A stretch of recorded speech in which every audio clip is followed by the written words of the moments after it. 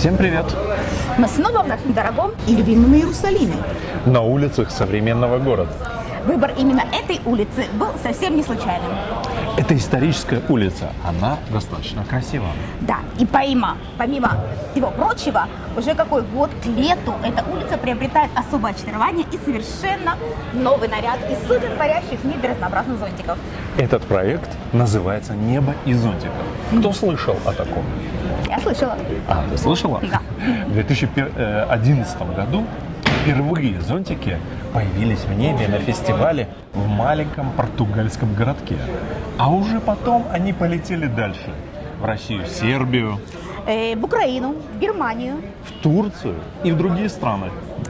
У нас в Иерусалиме зонтики уже который год украшают и эту улицу, и другие улицы центра города. Зонтики в небе – это неисчерпаемый источник вдохновения, впечатлений, По крайней мере, у нас точно. Не радует глаз, а еще не дают тень.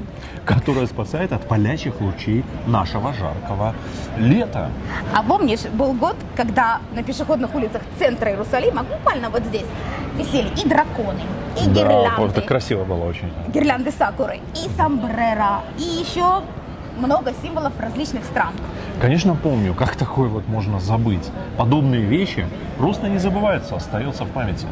Итак, мы на исторической улице. И пора бы уже сказать ее название зрителям. Это улица Йоэля Моше Соломона. Одного из основателей этого квартальчика. А еще это был раввин, издатель и общественный деятель.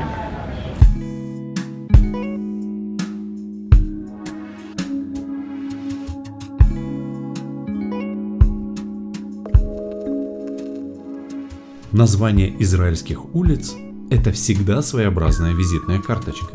Это дань библейским и историческим событиям, а еще географии, природной среде, отечественной и всемирной культуре.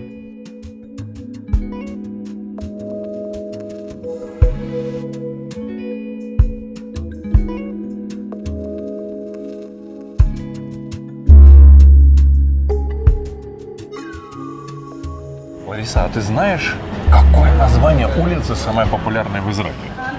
Нет, какое? Почему не знаешь? Почему, Лариса? Ну вот так не пришлось узнать. Ну так просвети меня. По статистике, самое популярное в Израиле название улицы – Азайт.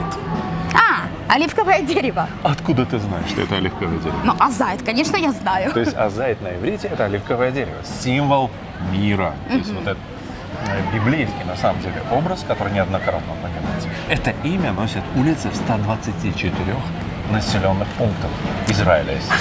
А ты знаешь, мне очень нравится такое название. Я когда его видела. Мадрегот Ган Эден. Мадригот Ган Эден. Знаете, это перевести буквально такие ступени в райский сад. О, Тебе очень, нравится это название? Очень классно. Такие ступени, на них... Смотри, сейчас мы тоже совершим подъем по нескольким ступеням. И попадем, ну, если не в рай, то в некое его подобие. Это шутка. Это очень звучит интригующе, как Хорошо. настоящее приключение. А если без шуток, то мы очень любим попасть с утра на эту улицу и перед всякими делами, которые нам нужно сделать, позавтракать в ресторанчике, который работает 24 часа в сутки. Он буквально вот в нескольких шагах отсюда. Ничего себе. Как что, удобно, забыл? да? Круглосуточно, Конечно. правда? У нас уже даже сложилось любимое меню к завтраку. Опробованный неоднократно вариант. Потрясающе. Ну-ка, давай. Это не кошерный ресторан. Единственный в Иерусалиме, который работает не только 24 часа в сутки, но и 7 дней в неделю, то есть в шаббат тоже. Название этого ресторанчика – Зуни. Я все думала, а что же оно означает? Оказалось, что это название очень миролюбивого племени индейцев Америки. На сайте ресторана написано следующее. Вдоль берегов речушки в Нью-Мексико живет индейское племя Зуни. Давным-давно мы побывали у них. Чудесные воспоминания об этой встрече не исчезали с годами. Когда мы решились открыть ресторан, мы уже знали, как его назовем. Здесь уютно и как-то так, я бы сказала, расслабленно, как дома. Так какой же завтрак мы здесь заказываем? А вот и он.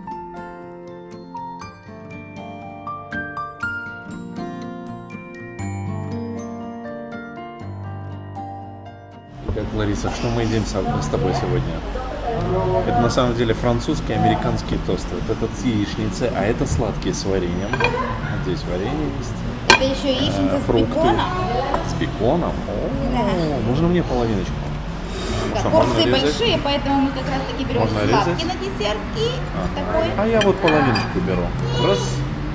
И половиночку яичницы. Да? Фреш, да. Режу. Это вот наш любимый завтрак в Да-да-да. этом ресторане. На завтрак сюда приходим. Иногда. Иногда, не всегда. Бывает. Важно попробовать. Действительно ли вкусно? О, вкусно, как всегда.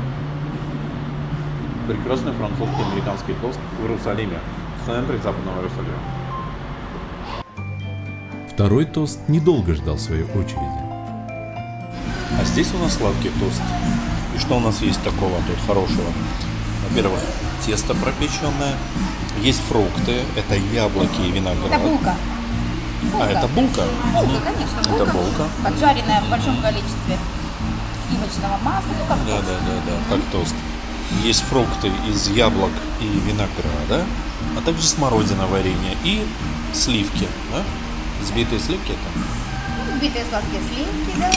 И это мы тоже делим пополам. Собственно, как и предыдущий тост. Потому что съесть Одному такое не представляется возможно. очень все калорийно, но очень вкусно. И когда очень вкусно, на калории мы не обращаем внимания. А это крем-брюле мы получили в подарок. И тоже, конечно, его съели.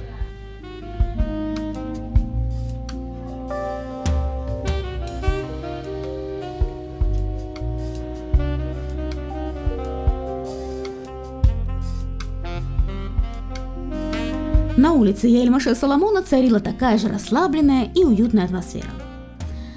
Вот за этим столиком и стульчиками есть маленький проулочек. Пройдя несколько шагов вглубь, ты словно попадаешь в добрую старую Европу.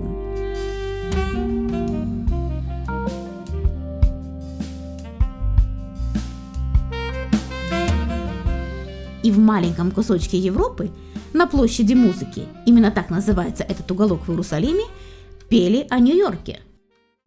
New York,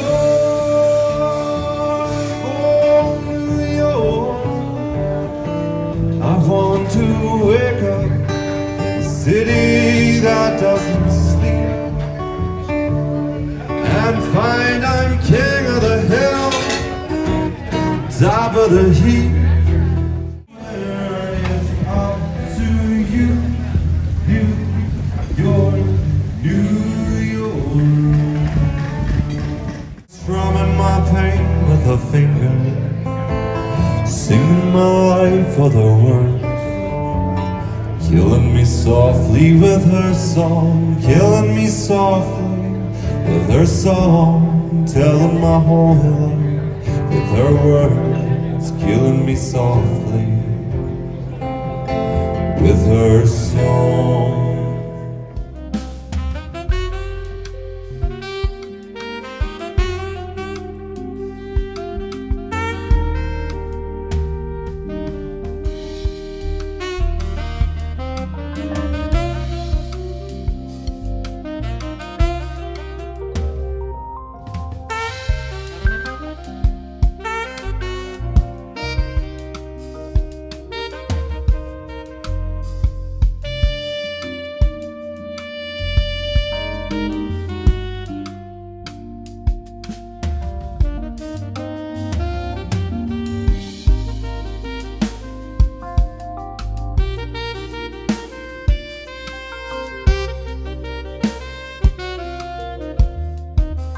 Снова на улице Яэля-Моше Соломона.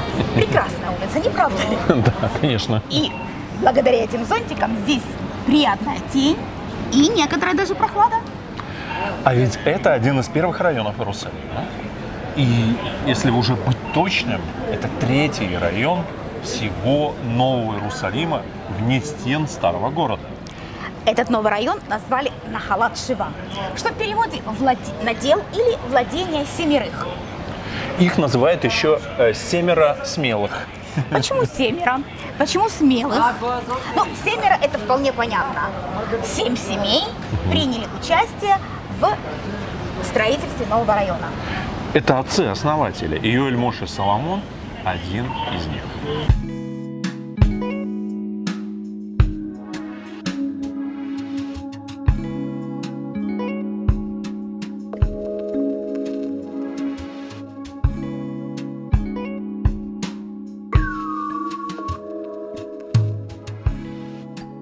С многолюдной и шумной улицы Юэль Моше Соломона мы скрылись вот в таком парке, который находится совсем рядом. Это парк Независимости. И продолжим наш рассказ. Так вот, эти молодые люди были первопроходцами.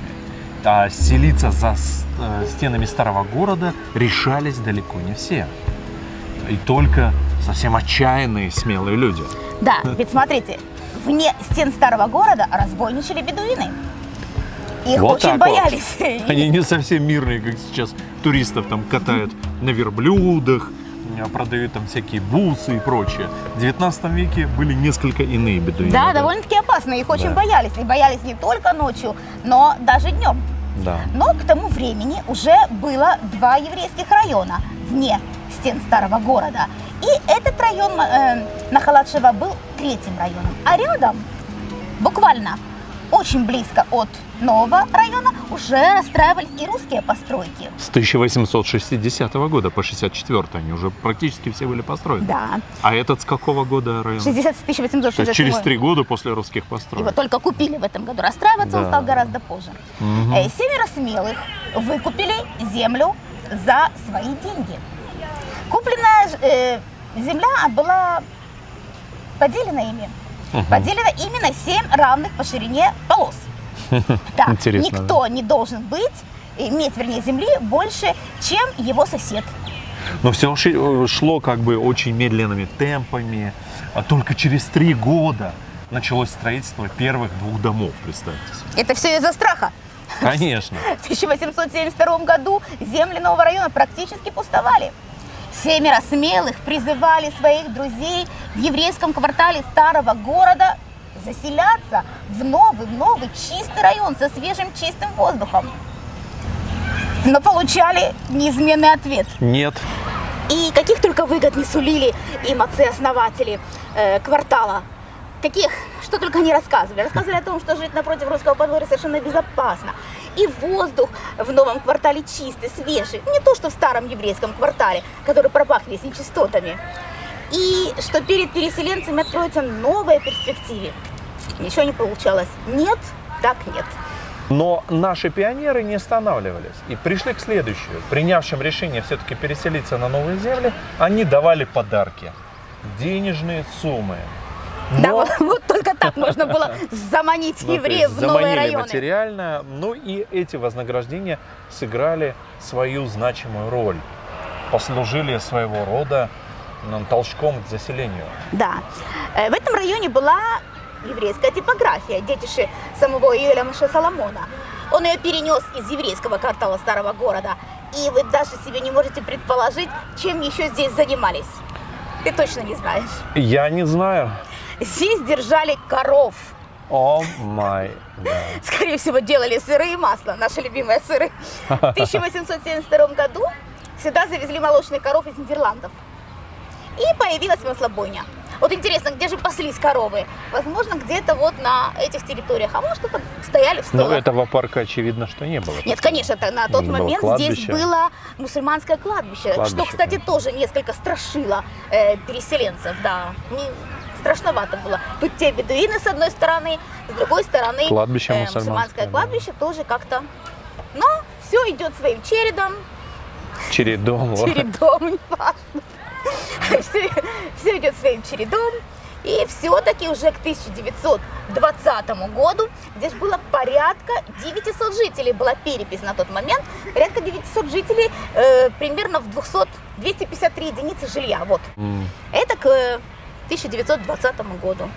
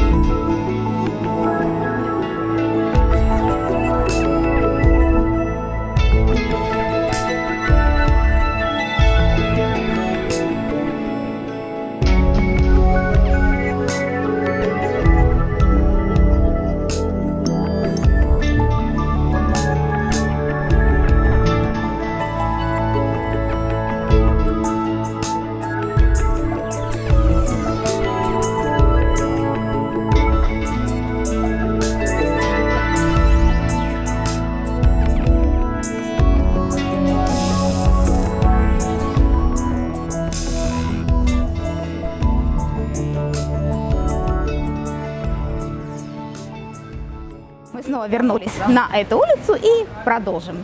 Так вот, к началу уже 20-го столетия многие дома этого района выходили фасадом своим на основной тракт на улицу Яффа и, соответственно, становились всевозможными торговыми точками.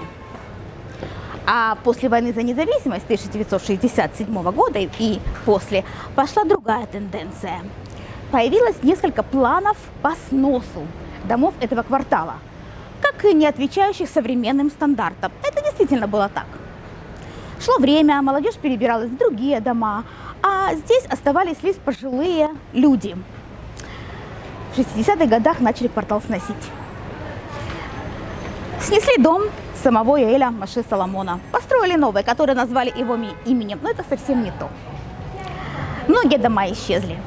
Но в 80-е годы вновь очередной поворот исторический, и появилось движение за сохранение исторического облика Иерусалима. И тогда началась новая веха в истории этого района. И многие уже полуразрушенные обветшалые дома стали превращаться в историческое наследие, национальное достояние. Улицы стали пешеходными, дома обновились. На месте мастерских магазинов со стройматериалами стали появляться кафе, рестораны и бутики.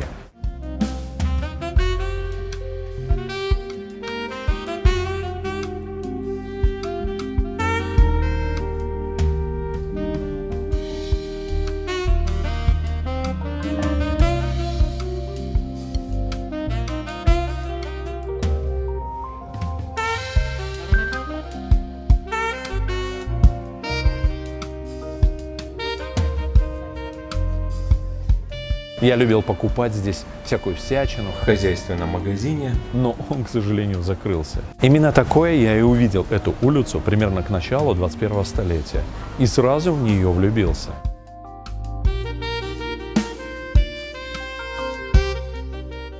Дорогие друзья, мы надеемся, что вам понравился этот уголок современного Иерусалима. Такой яркий, красочный и насыщенной историей.